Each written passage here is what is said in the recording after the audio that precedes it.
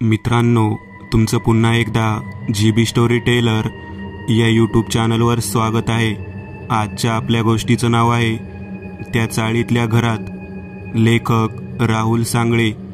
पण गोष्ट सुरू करण्याआधी जर कोणी या चॅनलवर पहिल्यांदाच आलेले असाल तर त्यांनी ह्या चॅनलला सबस्क्राइब करायला विसरू नका। चला तर मग अजिबात वेळ न घालवता गोष्टीला सुरुवात करूया।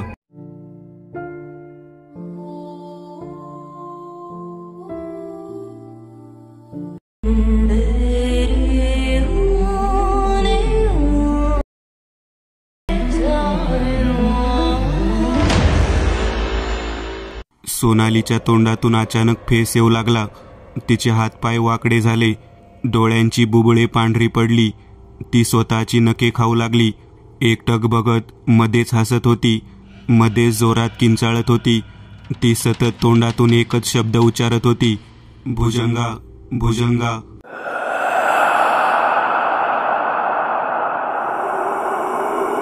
दोन 2010 साली नवीनच चाळीत राहायला आलेली सोनाली एकाएकी तिला अचानक काय झाले कोणास काहीच कळत नव्हते।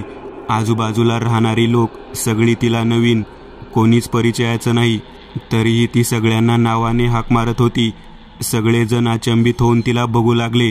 तिचे वागणे सगळ्यांना वेगळेच होते, जणू काही ती आधी इकडेच राहायला होती। कोणीच तिला ओळखत नव्हते, तरी मात्र ती सर्वांना ओळखत होती। त्याचे झाले असे, याआधी 10 वर्षापूर्वी म्हणजेच 2000 साली भागवत चाळीत एक नवीन जोडपे राहायला आले। अमोल आणि कोमल अशी या दोघांची नावे। कोमलचा सुंदर हसरा चेहरा आणि सर्वांशी मनमिळाऊपणे राहणे बोलणे सगळ्यांना आवडू लागले। तिला चाळीत राहणे थोडे अवघडच होते, पण आजूबाजूची सगळी लोक खूप चांगल्या स्वभावाची होती। कोणी 5 वर्षे जुने तर कोणी 10 वर्ष जुने असे तिथे लोक राहायला होती। त्यात कोणी मराठी, कोणी बंगाली, कोण गुजराती, सगळी एकत्र राहत आणि आनंदाने मजेत राहत होती। सगळे एकमेकांच्या सणासुदीला एकत्र येऊन मोठ्या उत्साहाने सण साजरा करत। कधी गणपतीला थाटात मिरवणूक असली की कोमल त्यात नाचण्यास जात, तर कधी कोणाच्या लग्नात घरच्यांप्रमाणे सर्वांची मदत करत, कधी कुठे ट्रिपला जात, तर कधी गप्पांमध्ये रंगून जात। चाळीतली मजा हळूहळू आता कोमल पण घेऊ लागली। तिला आता तिथे रमायला लागले होते। अमोल कामानिमित्त बाहेर जात असल्या कारणाने 2 दिवसांनी त्याची एकदा घरी चक्कर असायची। त्यांना मूलबाळ नसल्या कारणाने तिला घरात एकटे वाटायचे, पण तरी देखील ती तिथल्या वातावरणात मिसळून गेली। अमोलला देखील तिचा खूप हेवा वाटत असे। नवीनच लग्न झाले होते, पण कोमलने प्रत्येक वेळी अमोलला साथ दिली। त्या चाळीत भुजंग म्हणून एक सावकार होता। त्याची 4 घरे भाड्याने होती। तो नेहमी महिन्याच्या 10 तारखेला भाडं घेण्यासाठी तिथे येत असे। असेच एक दिवस भाडे वसुलीसाठी आले असताना भुजंगाची नजर कोमलवर गेली। तिला बघताच त्याची वासना जागी झाली। त्याला कोमल आवडू लागली। तिला बघण्याच्या हेतूने तो आता नेहमी त्या चाळीत येऊ लागला। रोज नजर चुकवत तिला निहाळू लागला। तिच्याशी हळूहळू बोलण्याचा प्रयत्न करू लागला। निर्मळ मनाची कोमल, तिला भुजंगाचा स्वभाव माहितीच नव्हता।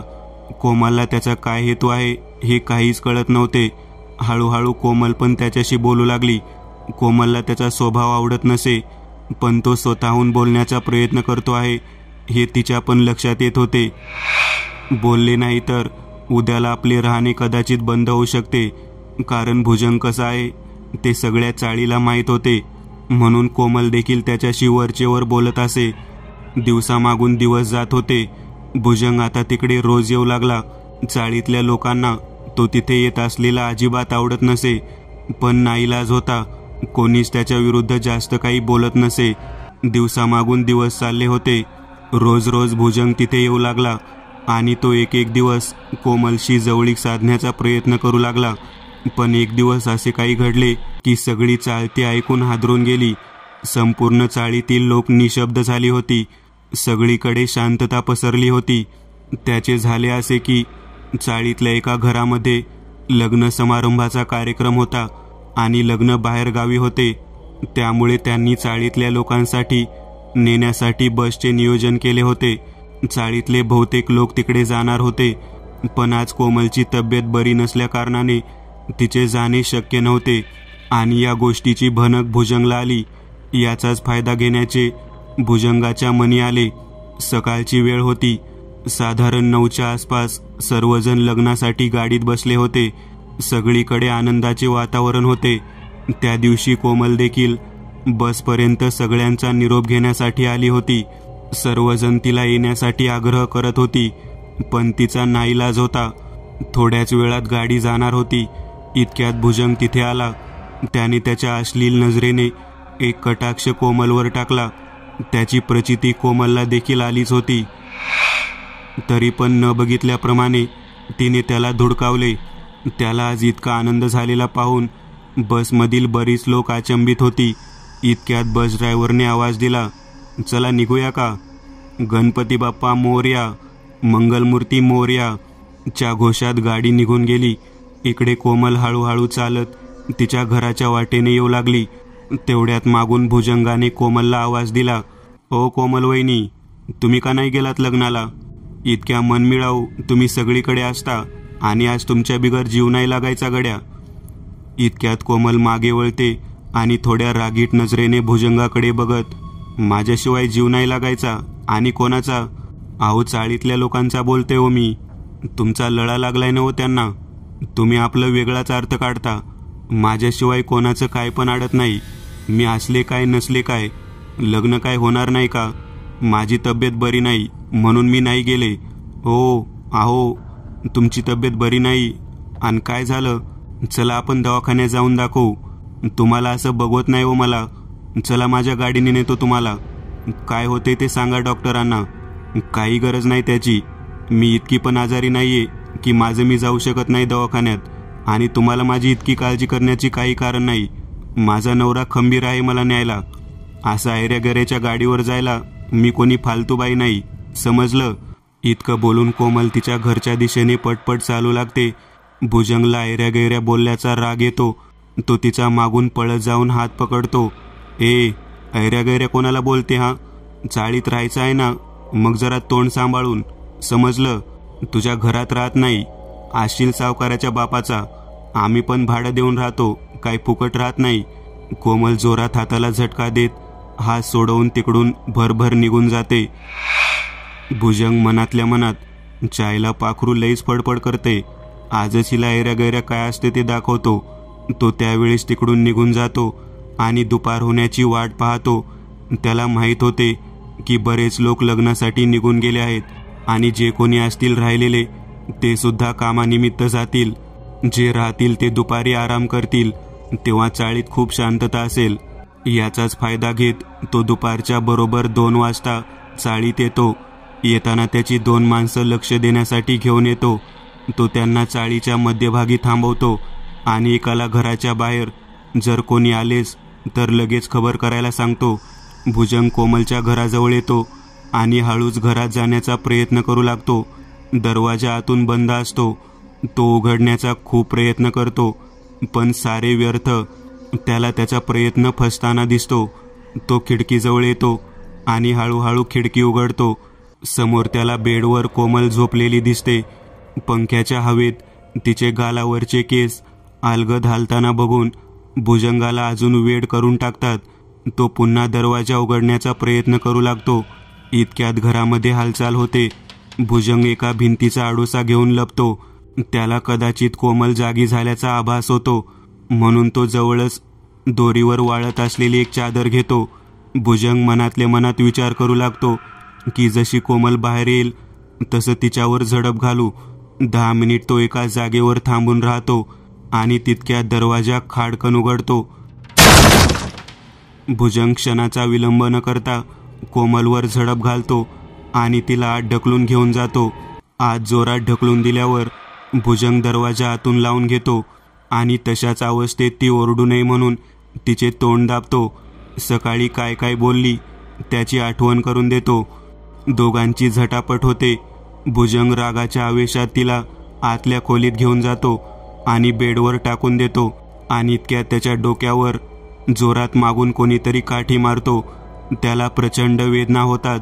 त्याच्या डोक्यातून रक्ताच्या धारा येतात तो डोक्याला हात लावत मागे वळून पाहतो तर कोमलचा नवरा अमोल असतो. अमोल घरातच असेल याची जरा सुद्धा कल्पना भुजंगाला नव्हती. भुजंग आश्चर्यचकित होऊन बघू लागतो. तो अमोलवर धावून जातो. दोघांच्यात धमासान होते. दोघे एकमेकांना लाथाबुक्या मारू लागतात. आपल्या घरात हे काय चालले आहे हे पाहूनच कोमल चक्कर येऊन खाली कोसळते. अमोल जोरजोरात भुजंगाला मारू लागतो. आता भुजंगाची काही खैर नाही. त्याला जाणवू लागले. म्हणून मग तो त्याच्या दोन्ही साथीदारांना आवाज देतो. घराच्या बाहेर उभा असलेला त्याचा एक साथीदार आत येतो. तो अमोलला मागून पकडतो आणि इतक्यात भुजंग जवळच असलेल्या काठीने अमोलला बेदम मारहाण करतो. अमोलच्या डोक्यावर जोरजोरात मारतो आणि तिकडून निसटून पळून जातो. डोक्यावर जबर मार बसल्याने अमोल रक्ताच्या थारोळ्यात खाली कोसळतो आणि बेशुद्ध पडतो. बराच वेळ निघून जातो. इतक्यात कोमलला जाग येते. ती आजूबाजूला पाहते. अमोलला आवाज देते, अमोल. अमोल आणि तिची नजर आतल्या खोली जाते. तिथे अमोल रक्ताच्या थारोळ्यात पडलेला असतो. कोमल जोरात पळत जाऊन त्याचे डोके आपल्या मांडीवर घेते आणि अमोलला आवाज देत जोरजोरात रडू लागते, ओरडू लागते, कोणीतरी मदत करा, कोणी आहे का? अमोल, हे अमोल उठ, हे अमोल उठणारे, हे काय होऊन बसलं, उठणारे अमोल. कोमल जोरजोरात रडू लागते, किंचाळू लागते.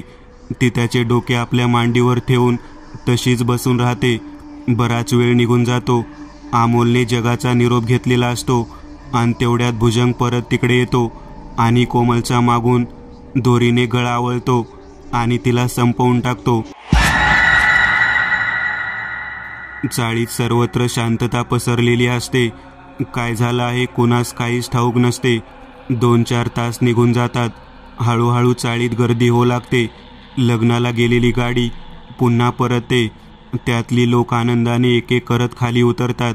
चाळीत सगळीकडे आनंदाचे वातावरण असते. नवी नवरी चाळीत आलेली असते. सर्वजण तिला नाव घेण्यासाठी आग्रह करत असतात. ती नाव घेण्यास सुरुवात करते.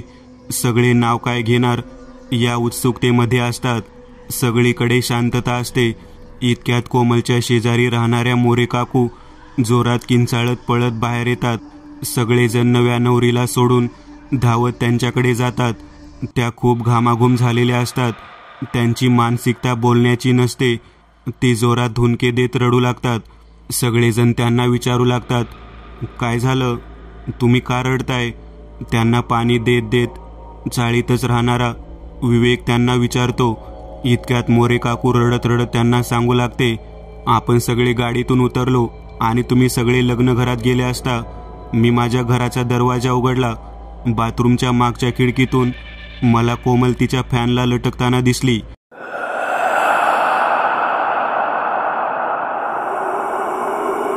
म्हणून मी किंचाळत बाहेर आले. असं सांगताच विवेक कोमलच्या घराकडे धाव घेतो. त्याच्या मागून सगळे चाळीतले रहिवासी त्याच्या मागे जातात. सगळेजण एक एक करत आत जातात आणि आतले दृश्य बघून सगळ्यांचा एकच थर कापुडतो. कोणाला चक्कर येते, कोणी थरथर कापू लागतो, कोणाला घामच सुटतो. आत कोमल फॅनला लटकलेली असते. तिची जीभ बाहेर आलेली असते. डोळे भयानक मोठे दिसतात. केस विस्कटलेली असतात. किचनच्या खोलीत अमोल रक्ताच्या थारोळ्यात निपचित पडलेला असतो. आता चाळी सगळीकडे भीतीचे वातावरण पसरलेले असते. आजच्या आनंदाच्या क्षणी हे काय घडले, जो तो वेगवेगळा तर्कवितर्क लावू लागतो. तिच्या मृतदेहाला पाहून तिच्या जवळचे बहुतेक लोक रडू लागतात. चाळीतल्या मोठ्या जाणकार लोकांनी पोलिसांना फोन लावला. थोड्या वेळाने पोलीस येतात. ते कोमलचा आणि अमोलचा मृतदेह ताब्यात घेतात. पंचनामा करतात आणि त्या खोलीला कुलूप लावतात. पोलीस आता रोज चाळीत येऊन एक एक घराची चौकशी करत गुन्हेगाराचा शोध सुरू करतात. काही दिवसांनी त्यांच्या निदर्शनात असे आले की भुजंगने हे सर्व काही कटकारस्थान केले आहे. त्याला ताब्यात घेण्यात आले. कोर्ट कचेरी झाली, पण त्याच्या विरुद्ध काहीच पुरावे हाताशी लागले नसल्याकारणाने भुजंगला सोडण्यात आले. त्याच्या विरोधात कोणाची बोलण्याची हिंमतच झाली नाही. त्या दिवसापासून चाळीत भीतीचे वातावरण पसरले होते. कित्येक वर्ष ते घर तसेच पडून राहते. तिथे खूप वर्ष कोणी राहायला देखील येत नाही. घरमालकाने शेवटी ते घर दुसऱ्याला विकले. चाळीतील लोक हळूहळू हे प्रकरण विसरून गेले होते. त्या बंदिस्त घराकडे कोणाला बघायची देखील भीती वाटू लागते. ज्यांनी ते घर विकत घेतले त्यांनी ते घर पाडून नवीन घर बांधले. त्याची पूजा अर्चा केली. सर्व घर मंत्रतंत्राने सुशोभित केले आणि ते घर भाड्याने दिले. तिथेच राहायला आलेली ही सोनाली तिच्या एकुलत्या एक 10 वर्षाच्या मुलीसोबत तिथे राहत असते. तन्वी तिचे नाव. तिचा नवरा सूरज हा बाहेरगावी कामानिमित्त राहत असतो. तो देखील महिन्यातून 1-2दा घरी येत असे. सोनाली चाळीत नवीनच होती. तिला जास्त लोकांमध्ये मिसळायला आवडत नसे. त्यामुळे त्या घरात याआधी काय घडले हे तिला माहीत नव्हते. सोनालीचा नवरा तिला घर खर्चाला पैसे पाठवत, तर कधी तो स्वतः घरी येऊन तिला पैसे देत. लवकरच ते नवीन फ्लॅट घेणार होते. पण सूरजच्या सांगण्यावरून थोड्याच दिवसांकरिता त्यांनी चाळीत राहणे स्वीकारले. दिवसामागून दिवस जात होते. हळूहळू सोनाली तन्वीसोबत तिथे आता रमू लागली होती. पावसाळ्याचे दिवस होते आणि अचानक एक दिवस चाळी सगळीकडे पावसाने थैमान घातले. दिवसभरच्या पावसामुळे चाळी सगळीकडे पाणीच पाणी झाले. घराघरात पाणी गेले. सर्व नाले तुडुंब वाहू लागले. रस्त्यावर मोठमोठी झाडे खाली कोसळू लागली. संपूर्ण शहरात लाईट्स गेल्या. त्यामुळे लोकांची अजूनच तारांबळ होऊ लागली. सोनालीला हे सर्व काही नवीन होते. त्यामुळे तिला आता काळजी वाटू लागली. तिने घरात ठिकठिकाणी मेणबत्ती लावली. सर्व दारे खिडक्या बंद केल्या. महत्त्वाचे सर्व सामान कपाटात ठेवले आणि बेडवर तन्वीला घेऊन पाऊस जाण्याची वाट पाहू लागली. बराच वेळ निघून गेला. रात्रीचे 11 वाजले असतील. पावसाचा जोर कमी झाला होता. सोनाली तन्वीला घेऊन गुडघ्या इतक्या पाण्यातून किचनला जाऊ लागली.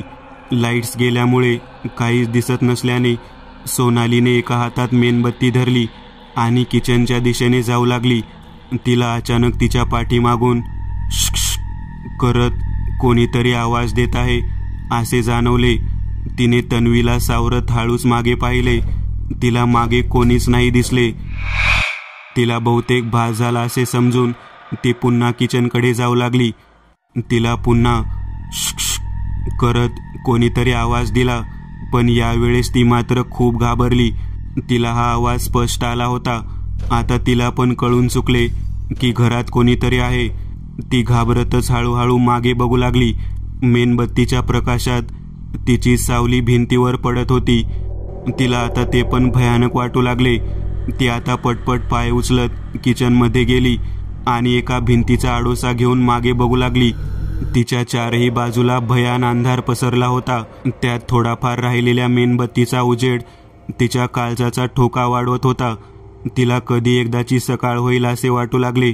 शहरात सगळीकडे पावसाच्या थैमानाने पाणीच पाणी झाले होते आणि लाईट कधी येईल याचा पण अंदाज नसल्याने सोनालीने तन्वीला किचन ओट्यावर ठेवले आणि लाईट येण्याची वाट बघू लागली. रात्रीचे 1 वाजले असतील. तन्वी किचन ओट्यावरच झोपून गेली.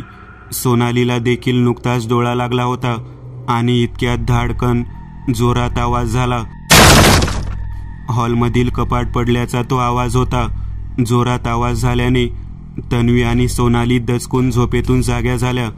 मेणबत्ती केव्हा संपली हे सोनालीच्या देखील लक्षात आले नाही. सगळीकडे अंधार बघून तन्वी जोरजोरात रडू लागली. तिला सोनाली कुठेच दिसत नव्हती. तिला आवाज देत आणि अंधारात चाचपत सोनाली तिला होकार देत होती. कसेबसे ते दोघे एकमेकांना आवाज देत एकमेकांना बिलगून रडू लागले. हा सगळा अनुभव पहिल्यांदाच असल्या कारणाने सोनालीला सुद्धा खूप रडू आले. ती खूपच घाबरली होती. अंधारातच ते दोघे एकमेकांना घट्ट पकडून लाईट येण्याची वाट पाहू लागले. थोडा वेळ गेला असेल आणि पुन्हा पावसाने जोर धरला. पुन्हा मुसळधार पाऊस चालू झाला. मध्येच विजांचा कडकडाट होई. ती रात्र एकदाची कधी संपते याची वाट पाहू लागली सोनाली. आणि इतक्या सोनालीला हॉलमधून कोणीतरी आवाज दिला, सोनाली, ए सोनाली. आवाज ऐकून सोनालीला घाम फुटला. इतक्या रात्रीचं आणि अशा वेळेला तिला कोण आवाज देते. तिने दबक्या आवाजातच होकार दिला, ओ ओ, कोण आहे तिकडे? पलीकडनं कोणाचाच आवाज येत नव्हता. सोनाली घामाघूम झाली. 5 मिनिट गेले असतील. मुसळधार पावसाच्या सरी बाहेर पत्र्यांवर जोरात पडताना आवाज तिच्या कानावर येऊ लागला आणि इतक्यात पुन्हा तिला आवाज आला, सोनाली, हे सोनाली, आणि जोरजोरात हसू लागली. तो एका बाईचा आवाज होता, कोमलचा. यावेळेस तन्वी आणि सोनाली दोघांना आवाज आल्यामुळे दोघेही जाम घाबरल्या होत्या. सोनाली तन्वीला गप करत आवाजाच्या दिशेने तिला घेऊन हळूहळू जाऊ लागली. भिंतीचा आडोसा घेत घेत ती हॉलपर्यंत येऊन थांबली. वर पडणारा मुसळधार पाऊस आणि विजेच्या कडकडाटात तन्वी दचकत होती. सोनालीने विजेच्या प्रकाशात एक एक करत सर्व हॉलकडे निरखून पाहिले. तिला कोणीच दिसत नव्हते. आणि तेवढ्यात लाईट आली. लाईट आलेली कळताच सोनालीच्या जीवात जीव आला. तिने पळत जाऊन सर्व लाईट्स चालू केल्या आणि डोळे भरून तन्वीला घेऊन बघू लागली. इतक्या अंधारात त्या दोघींना हा असा अनुभव येणं अपेक्षितच नव्हतं. सोनाली तन्वीला मिठी मारून ओक्साबोक्शी रडू लागली आणि रडत असताना सोनालीची नजर भिंतीवरच्या लावलेल्या आरशावर गेली. तिला तिच्या मागे पोटमाळ्यावर कोणीतरी एक बाई केस सोडून बसलेली दिसली. तिचे डोळे पांढरे होते. तिची नजर भेदक एकटक सोनालीच्या दिशेने होती. ती काचेतून सोनालीकडे बघून हसत होती. सोनालीला घाम फुटू लागला. लहान तन्वी सोबत असताना जर अचानक घाबरून किंचाळली असता तन्वी घाबरून जाईल म्हणून तिने धीराने ती वेळ सांभाळून घेतली. घाबरत घाबरत हळूहळू इकडे तिकडे बघत बघत तिने मागे बघितले तर तिथे तिला कोणीच नाही दिसले. ती पुन्हा इकडे तिकडे बघू लागली. आजूबाजूला कोणीच नव्हते. तिने पुन्हा भिंतीवरच्या आरशाकडे पाहिले. तिला पुन्हा कोमल दिसली. यावेळेस ती सोनालीला बोलावत होती आणि विचित्र हसत होती. सोनाली खूप घाबरली. तिने तन्वीला उचलून घेतले आणि पळत पळत जाऊन दरवाजा उघडला. ती भर पावसात घराबाहेर पडली आणि जोरजोरात ओरडू लागली, रडू लागली. बाहेर जोराचा पाऊस सुरू होता. चाळीतले प्रत्येक जण आपापल्या घरात होते. पत्र्यांवर पडणाऱ्या पावसामुळे सोनालीचा आवाज कोणाला जात नव्हता. ती तिच्याच घराच्या बाहेर पावसात भिजत बसून राहिली. तन्वी देखील खूप रडत होती. ती पण खूप भिजली होती. पहाट होत आली होती. दोघेही दारातच बसून होत्या. बराच वेळ त्या तशाच बसून होत्या. इतक्या सकाळ झाली. पाऊस थांबला होता. तन्वी सोनालीच्या मांडीवर डोके ठेवून झोपून गेली होती. चाळीतले लोक एक एक करून तिच्या घराच्या पुढे येऊन जमा झाले. सोनालीला जास्त कोणीच ओळखीचे नव्हते, त्यामुळे कोणीही तिच्या जवळ जात नव्हते. पण चाळीतले काही जाणकार मोठी लोक त्यांनी सोनालीला उठवले, आवाज दिला. ती बेशुद्ध पडली होती. तिला काही लोकांनी जवळच्या रुग्णालयात भरती केले आणि तन्वीला चाळीतल्या मोरे काकूंनी तिच्या घरी ठेवले. 2 दिवस सोनाली बेशुद्ध पडली होती. तिच्या नवऱ्याचा खूप वेळा कॉल येऊन गेला होता, पण कोणालाच काही माहीत नव्हते, कारण सोनालीलाच अजून तरी लोक नीट ओळखत नव्हती. 3रा दिवस उजाडला. रुग्णालयात सोनाली झोपूनच होती. तिला अधूनमधून झटके येऊ लागले. अचानक ती ओरडू लागली, जोरजोरात हसू लागली. संपूर्ण हॉस्पिटलमध्ये गोंधळ घालू लागली. शेवटी डॉक्टरांनी तिला झोपेचे इंजेक्शन देऊन शांत केले. 3 दिवस तन्वी आईला भेटली नव्हती. शेवटी मोरे काकूंनी रात्रीच्या वेळी तिच्या मिस्टरांसोबत तिला रुग्णालयात नेले आणि लांबूनच सोनालीला दाखवले. सोनालीला बघताच तन्वी जोरजोरात रडू लागली. तिला तिच्या आईला भेटायचे होते. तिने स्वतःला सोडवण्याचा खूप प्रयत्न केला, पण मोरे काकूंनी तिला घट्ट पकडून ठेवले होते. तन्वीचा आवाज सोनालीच्या कानावर पडत होता. थोडा वेळ असं चालू राहिलं आणि अचानक जोरात किंचाळत सोनाली जागी झाली. तिचे डोळे पांढरे पडले होते. चेहऱ्यावरच्या सगळ्या रक्ताने माखलेल्या नसा दिसून येत होत्या. तिचे हे असले विद्रूप रूप बघून तन्वी घाबरली. आजूबाजूचे सर्व पेशंट सोनालीला बघून घाबरून गेले. तिथल्या 2-4 कंपाऊंडरने सोनालीला घट्ट पकडले, पण ती कोणालाच ऐकत नव्हती. तिने सर्वांना मारले, कोणाकोणाला तर चावत होती. तिला तन्वीला भेटायचे होते. सोनाली खिडकी, कपाटांवर, टेबलावर चढू लागली. तिला सर्व रुग्णालयातील स्टाफ पकडण्याचा प्रयत्न करू लागला, पण तिला पकडण्याची देखील कोणाची हिंमत होत नव्हती. तिला बघून तन्वीला अजूनच रडू आले. तिला सोनालीकडे जायची इच्छा पण होती आणि खूप भीती देखील वाटत होती. शेवटी मोरे काकूंनी तन्वीला उचलले आणि रुग्णालयातून बाहेर गेली. इकडे सोनाली विचित्र ओरडू लागली, रडू लागली, मध्येच हसत होती. अखेर डॉक्टरांनी पुन्हा तिला पकडून झोपेचे इंजेक्शन दिले. ती शांत झाली. इतक्यात तिथे तिचा नवरा सूरज आला. त्याने डॉक्टरांना त्याची ओळख सांगितली. त्यांनी काही औषधे लिहून दिली आणि तो तिला घरी घेऊन आला. हे असे पहिल्यांदाच घडल्यामुळे आता सूरजला काळजी वाटू लागली होती. त्याने तन्वीला रात्री झोपताना त्याच्या जवळच ठेवले. रात्री अपरात्री अचानक कधी काय होईल याची कल्पना सूरजला होती. एक दिवस असाच जात होता. सोनालीची तब्येत खराब होत चालली होती. तिच्या अंगात कसलाच त्राण उरला नव्हता आणि एक दिवस अमावस्येच्या रात्री 2 वाजता सोनाली जोरजोरात किंचाळू लागली. तिच्या आवाजाने सूरज आणि तन्वी दोघे जागे झाले. सोनालीच्या तोंडातून अचानक फेस येऊ लागला. तिचे हातपाय वाकडे झाले. डोळ्यांची बुबळे पांढरी पडली. ती स्वतःची नखे खाऊ लागली. एकटक बघत मध्येच हसत होती, मध्येच जोरात किंचाळत होती. ती सतत तोंडातून एकच शब्द उच्चारत होती, भुजंगा भुजंगा. सूरजने प्रत्यक्षात सोनालीला असे पहिले बघितल्यावर त्याला विश्वासच बसला नव्हता. तीही सोनाली नाहीच. त्याला कळून चुकले, ही बाहेरची बाधा आहे. त्याने ताबडतोब त्याच्या मित्रांना बोलावून घेतले. सोनाली जोरजोरात ओरडत होती. सूरजचे मित्र आले. त्यांनी सोनालीला घट्ट पकडले आणि चाळीतून घेऊन चालू लागले. चाळीतले सर्व लोक बाहेर होते आणि इतक्या सोनाली अचानक नीट शुद्धीवर आली आणि तिने सर्वात आधी मोरे काकूंना आवाज दिला. काय मोरे काकू, कशा आहात? यावर्षी तायडीच्या लग्नात मी जोरदार नाचणार बर का. आणि देसाई काकूंना पण सांगा, आवडती साडी घालून फोटो काढायचे राहिलेत. मागे बसमध्ये लग्नाला जाताना मोबाईल पडला होता रस्त्यात त्यांचा. इतकं बोलून ती एकटक त्यांच्याकडे बघू लागली.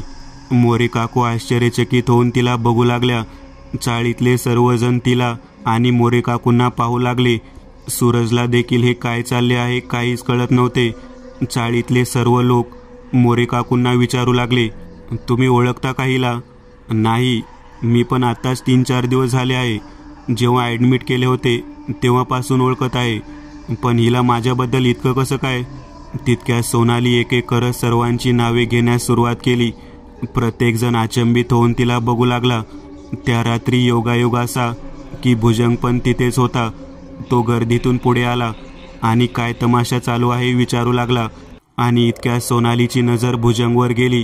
त्याला बघता क्षणी तिच्या तळपायाची आग मस्तकात गेली आणि ती चवताळून त्याला मारायला गेली. तिने त्याचा गळा घट्ट पकडला. बाकी लोकांनी तिला सोडवण्याचा प्रयत्न केला, पण तिने पूर्ण ताकदीने भुजंगला धरून ठेवले. तिने जोरात गळा आवळता क्षणी सोनाली त्याला ती कोमल आहे हे जाणवून देऊ लागली. भुजंगा, कित्येक वर्षे मी या क्षणाची वाट पाहत होते. आज माझ्या हातून तुझी सुटका कोणीच करू शकत नाही. मला आणि माझ्या भोळ्या भाबड्या नवऱ्याला मारून तुला काय वाटले तू सुटला? आठव जरा ते दिवस. मी सोनाली नाही, कोमल आहे. अजून पण मी या घरात, या चाळीत वावरत आहे. सोनालीला मीच पछाडला आहे. आज मी तुला जिवंतच नाही ठेवणार. असं बोलून तिने भुजंगाची मान गरकन फिरवली आणि क्षणार्धात त्याचा तिथे मृतदेह कोसळला. सगळी चाळीतली लोक घाबरू लागली. इतकं सर्व होऊन सोनाली जागेवरच पडली. तिला पुन्हा रुग्णालयात नेण्यात आले. पुढचे 2-4 महिने ती रुग्णालयात होती. तिथून तिला भुजंगच्या खुनाच्या आरोपाखाली अटक करण्यात आली. पण चाळीतल्या लोकांच्या सांगण्यावरून आणि भुजंगाच्या आधीच्या कृत्यामुळे हे प्रकरण पुन्हा वर आले आणि कोर्टातून सोनालीला काही वर्षांच्या शिक्षेवर लवकरच सोडण्यात देखील आले. तुरुंगातून आल्यावर सोनाली आणि सूरजने ते चाळीतले घर सोडून दिले. जाताना चाळीतले सर्वजण सोनालीला कोमल हाक मारत होते, कोणी घट्ट मिठी मारून रडत होते, तर कोणी जाऊ नकोस म्हणून विनवणी करत होते. इतक्या कमी दिवसातच ती सगळ्यांची आवडती कोमल झाली होती. मित्रांनो, आज पुरतं एवढंच. तुम्हाला जर काही गोष्ट आवडली असेल तर नक्की लाईक करा. तुमच्यापैकी बरेचसे जण व्हिडिओ लाईक न करताच पळून जातात, पण हा जर व्हिडिओ तुम्ही लाईक केला तर मला जरा बरं वाटेल आणि असेच भारी भारी व्हिडिओ बनवायची माझ्यात एनर्जी येईल. त्यामुळे नक्की लाईक करा.